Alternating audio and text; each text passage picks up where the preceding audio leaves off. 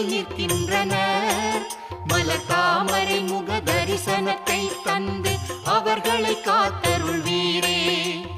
யோக நிலையில் உள்ள உம்மை தரிசித்து உள்ளம் உவகை கொள்கின்றது. உமது வார்த்தை அமுதத்தை பருகி மேலும் உள்ளம் மகிழ்கின்றது. ஆபத்தில் உதவும் லக்ஷ்மி நாதா, குழந்தைகள் எம்மை பார்த்தீரே.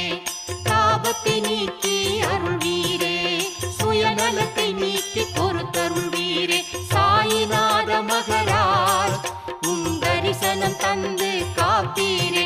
ஓ சாயிநாத மகராஜ் உம் தரிசனம் தந்து